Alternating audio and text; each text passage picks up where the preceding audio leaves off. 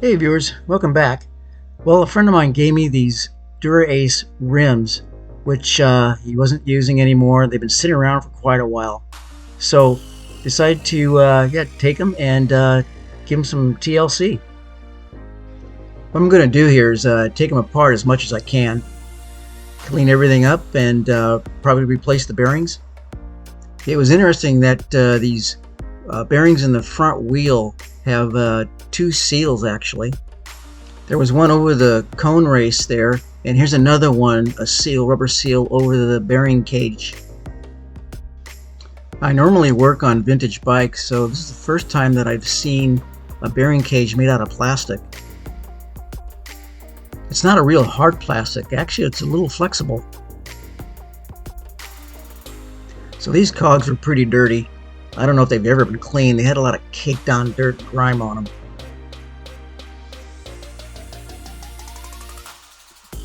There was so much caked on grime on these cogs, I couldn't pull the whole thing off at once. I had to take it apart, piece by piece. Well, you've made it this far through my video. Really appreciate it. Please keep watching. It really helps my channel. There was also a lot of caked on grime and dirt on the wheels themselves, so had to get these cleaned up really well. I really like this brush here. It helps me get into the really tight places.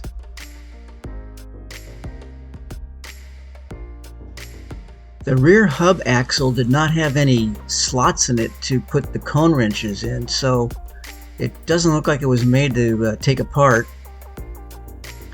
So I thought the least I could do was get some tri-flow into the inner and outer bearings here. I think that helped because now the wheel's spinning really well.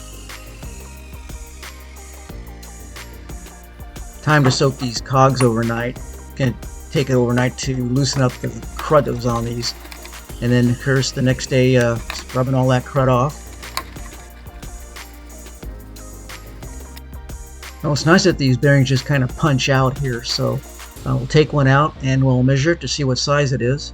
So I've got my ball bearing measuring gauge here, and what I do is I start off with the hole that the bearing will not slip through.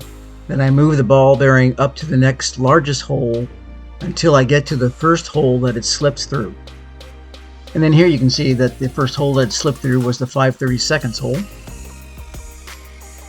We'll now just punch out the old bearings and punch in the new ones. This ball bearing measuring gauge can also measure spoke length, so it's pretty handy to have in your toolkit. So we're getting the hub race all lubed up here. I've been using Phil wood grease here for a while. In the comments below, let me know what lube you like to use on your races and bearings. We'll now get the axle parts put on and slip them through the hubs. A little more protection here with this plastic cap. I like the fact that these wheels install a extra rubber cap over the bearings just to keep the moisture and crud out. And we're almost done here. If you're still here, you're really troopers, and I appreciate you staying with me here. Now we'll get the lock nut adjusted on top of the cone race. Not too tight, not too loose. And there you go, spinning really well. And we'll get a little lube on the quick release axles.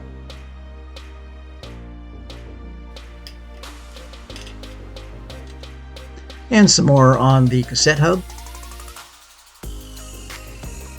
We'll now get the cogs and spacers into place. If you do this, make sure you get each cog going in the right direction. There's a chance you can't get them upside down.